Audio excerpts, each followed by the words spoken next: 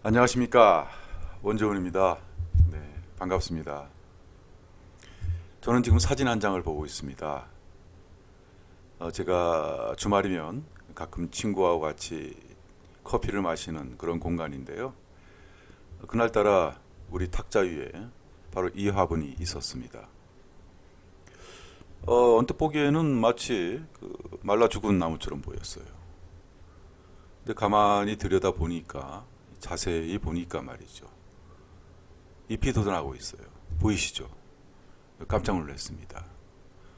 그래서 이야, 그리고 이렇게 근접 촬영을 해서 올렸습니다. 그리고 그 다음 주에 가니까요, 더 많은 잎이 났어요. 제법 많이 돋아났어요. 정말 제가 감탄을 했습니다. 이 꽃을 보면서 오늘 강의를 좀 해야 되겠다라는 생각을 했습니다. 과연 저 꽃을 살려내는 것이 무엇일까? 그죠? 언뜻 보기에 정말 추리하고 못생긴 저 나무에 잎을 돋아나게 하는 것은 무엇일까? 저렇게 잘 자란다면 정말 화려한 꽃을 피울 수도 있지 않을까? 그것은 무엇입니까? 여러분 잘 아시죠? 바로 뿌리입니다. 나무의 뿌리. 이 나무의 뿌리가 나무의 잎을 피우고 가지를 튼튼하게 하고 꽃을 피우고 드디어 열매까지 맺게 하는 거죠.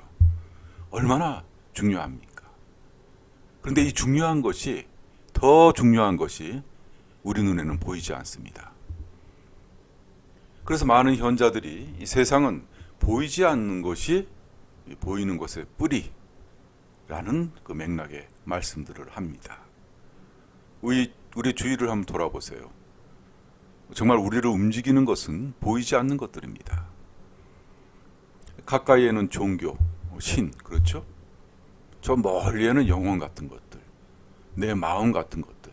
이 보이지 않는 것이 결국 보이는 우리의 모든 것을 결정해 버립니다. 그렇다면 결론이 나왔죠. 과연 내 삶의 뿌리는 튼튼한가? 한번 이런 생각을 해봐야 될 것 같습니다. 그리고 저 추레한 다 말라 비틀어진 나무를 보면서 못생긴 사람을 생각했습니다. 우리는 말이죠, 아름다운 외모에 대한 갈망이 지나칠 정도로 심합니다. 특히 요즘 시대가 더 그런 것 같아요. 그죠? 제가 더 설명을 안 하더라도 모두들 공감하실 겁니다. 그래서 외모지상주의라는 것이 생겨났고, 거기에서 빠져나오기 힘든 사회 구조 속에서 살고 있습니다. 잘 알고 있습니다. 저 역시 가끔 그런 생각을 하곤 합니다. 내가 만약, 그죠? 원빈이나 BTS나 이런 친구들처럼 잘생기게 태어났으면 얼마나 좋았을까? 별로 고생도 안 하고 돈도 많이 벌었을 텐데, 이런 쓸데없는 생각을 합니다. 그죠? 그들이 얼마나 노력을 많이 합니까? 성공한, 외모가 뛰어나서 성공한 사람들도 굉장히 많은 노력을 합니다. 단지 외모 때문에 성공하진 않았을 겁니다. 단지 외모만 뛰어나고 자신의 외모만 사랑했다면 아마 성공하기 힘들 겁니다. 타인과의 관계, 타인의 이런 게 많은 분들이에요. 그리고요, 저는 가끔 외모는 좀 떨어지지만 정말 뛰어난 인격이나 인간성을 가진 분들을 만나곤 합니다. 제가 알기에는 윤구병 선생님이 저에게 그런 메시지를 던져주셨습니다. 선생님의 외모는 그렇게 탁월하지 않지만 선생님의 마음과 선생님의 마음의 뿌리가 진짜 깊고 튼튼하고 아름답고 정말 아름답다, 이런 생각을 했어요. 그래서 굉장히 선생님을 존경하게 됐습니다.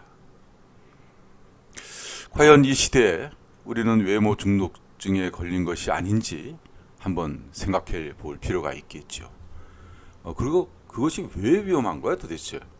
아름다운 외모면 됐지 그게 뭐가 위험해? 이런 생각을 하시는 분이 있을 겁니다. 아마 고대로부터 그랬을 겁니다. 그래서 그리스 신화는 나르시스라는 한 인물을 등장시킵니다. 나르시스, 잘 아시죠? 나르시즘, 자기 자신만 좋아한다는 자기애, 이거 일종의 질병입니다. 정신병이에요. 그렇다면 우리가 여기서 나르시스 얘기를 좀 알아보는 것도 괜찮겠군요. 그죠? 나르시스는 말입니다. 그 그리스 작가 오비디우스의 책 변신 이야기에 등장합니다. 저는 라틴어 원전 번역본을 지금 봤는데요. 오늘 다시 한번 읽어봤습니다. 강의를 하기 위해서. 라틴어로는 나르시스가 나르키수스입니다. 나르시스는 영어식 발음이죠. 오늘 강의는 편의상 나르시스로 하겠습니다. 하지만 나르키수스가 라틴어 발음이라는 것도 알면 좋을 것 같습니다. 이 신화가 던지는 메시지는 의외로 간단합니다. 자기애가 지나치면 절망과 죽음의 길로 간다. 아주 간단해요. 너만 좋아하게 되면은 그 아름다운 외모만 좋아하게 되면 너 자신만 좋아하게 되면 풍요가 아니고 행복이 아니고 절망과 죽음의 길로 간다. 이런 메시지를 던진 겁니다. 우리가 신화를 이 시대에 21세기에 읽는 이유가 뭘까요? 뭔가 이런 교훈을 좀 얻기 위해서 그런 거 아니겠습니까? 그렇다면 여러분들을 위해서 제가 이 나르시스 얘기를 조금 해드리도록 하겠습니다. 나르시스는 말이죠. 그 물의 요정인 릴리오페와 강의 신인 케피소스의 아들로 태어납니다. 릴리오페가 나르시스의 어머니인 셈이죠. 나르시스가 굉장히 예쁘게 태어났어요. 너무너무 애가 아름다워요. 너무너무 행복했어요. 릴리오페하고 케피소스 얼마나 이 부부가 좋아했겠습니까? 그래서 테레시아스라는 그 당대 최고의 예언자가 있습니다. 테레시아스, 이분의 이름은 좀 기억해 두면 좋아요. 왜냐하면 고대 신화적 인물 중에 굉장히 유명한 예언자입니다. 오비디우스 왕에서도 매우 중요한 인물로 등장하죠. 오비디우스의 모든 인생을 예언하는 사람입니다. 그가 나르시스를 이렇게 보더니 얘가 자신을 알지 못하면 장수할 겁니다 라고 합니다.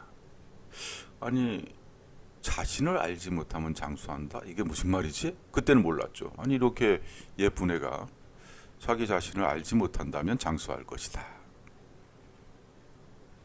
너무 뛰어나게 아름다운 그런 청년이었기 때문에 숲의 요정들이 모조리 나르시스를 사랑합니다. 그 중에서 에코라는 이 요정이 너무너무 나르시스를 사랑했어요. 근데 나르시스는 전혀 관심이 없었습니다. 자기 말고는 다른 사람한테 전혀 관심이 없었어요. 사랑 같은 건 생각도 안 합니다.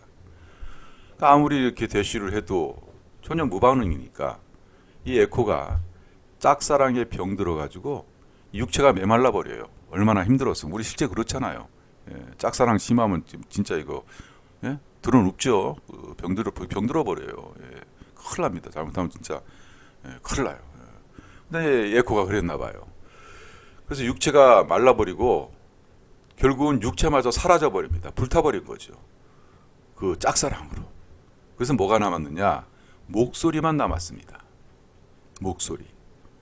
그래서 내가 사랑해 그러면 에코는 사랑해라고 따라만 하게 됐어요. 그래서 에코가 탄생하게 된 겁니다. 결국 에코라는 그 신화의 탄생은 이 나르시스의 무관심 때문에 그렇게 된 겁니다. 아니 그렇다고 나르시스가 꼭 에코를 사랑하라는 법은 없어요. 그죠? 자기하고 안 맞으면 사랑 안 할 수 있죠. 자기를 사랑한다고 다 사랑할 수는 없는 거 아닙니까? 이게 문제가 아니라 다른 요정들도 마찬가지예요. 도대체 이 친구는 사랑을 못해요. 사랑을 못해. 그러니까 다른 요정들이 어떻겠어요? 우리가 하다 안 되면 어떻게 됩니까? 욕하고 저주하죠. 저주를 퍼붓습니다. 이 저주를 퍼부어서 그랬는지 하여간 이 나르시스가 어느 날 갈증을 느껴서 샘물을 마시다가 그 유명한 신화죠. 이 부분은 거기에 비친 아름다운 사내를 발견하게 됩니다. 바로 자기 자신이죠. 그리고는 그하고 사랑에 빠져버렸어요. 그제서야 나르시스는 자기가 누구를 사랑하는지 알게 된 겁니다. 그리고 이렇게 한탄을 합니다. 신화에 나와 있는 부분을 제가 읽어드리겠습니다. 그는 바로 나야. 이제야 알겠어. 내 모습이 나를 속이지는 못하지. 나는 나 자신에 대한 사랑으로 불타고 있는 거야. 내가 불을 지르고는 괴로워하는 거지. 내가 바라는 것이 있는데 풍요가 나를 가난하게 만드네. 아, 내가 내 몸에서 떨어질 수 있으면 얼마나 좋을까. 사랑하는 자의 기도치고는 이상하게 들리겠지만 내가 사랑하는 것이 나에게 없었으면 좋겠어. 참 불쌍하죠? 어쩌다 사랑 한번 하게 됐는데 그게 바로 자기 자신이네. 이런 저주가 어디 있습니까? 아니 자기 자신인데 어떻게 이게 되죠? 우리가 관계라는 것은 나와 너 아닙니까? 기본이 나와 상대방, 나와 타인, 그죠? 이게 없어지고 자기만 있다. 근데 그 자기가 엄청나게 무지하게 예쁘다. 그게 뭔 의미가 있습니까 도대체? 그래서 이런 분들의 특징이 거만하고 이기적인 행동을 잘합니다. 시기와 질투가 강하고요. 이 자기 자신의 만족감 때문에 타인에 대한 만족감이 줄어들면서 우울과 불안감에 빠집니다. 왜냐하면 혼자밖에 없으니까. 생각해 보세요. 이 세상에 나 혼자밖에 없다고 생각을 해보세요. 나 혼자밖에 없는데 내가 원빈이면 원빈이라고 내가 좋겠습니까? 그렇지 않습니까? 원빈 배우 죄송합니다. 너무 잘생긴 분이어서. 예? 제가 브레이드 피트라면 좋겠어요. 나 혼자밖에 없는데. 이 섬이에요, 섬. 자기 자신을 사랑한다는 건 저주입니다. 축복이 아니에요. 그렇다면 이 아름다움은 저주네요. 그죠? 근데 더욱더 기가 막힌 게 뭐냐면요. 이 나르시스 이 친구가 죽어서 저승에 가서도 저승의 강물에 비친 자신의 모습만 보고 있다는 겁니다. 우리나라 속담에 죽어야 철든다는 말이 있는데 나르시스는 죽어도 철이 안 들어요. 얼마나 불쌍합니까? 그리고 그의 시신이 사라져버리고 그 자리에 꽃 한 송이가 핍니다. 그것이 바로 수선화입니다. 나르시스는 보통 명사로 수선화라는 뜻입니다. 그러니까 수선화가 돼버린 거예요. 우리가 수선화를 볼 때마다 이런 생각하면 어떨까요? 야, 이거 나만 좋아했다. 큰일 나는구나. 내가 누군가를 관계에 맺어야 되겠구나. 나만 좋아한다는 것은 내 삶의 뿌리가 썩어 들어가는 것이로구나. 그죠? 이것이 우리가 타인을 사랑해야 되는 이유입니다. 너무나 명백한 이유죠. 내가 살기 위해서 그런 겁니다.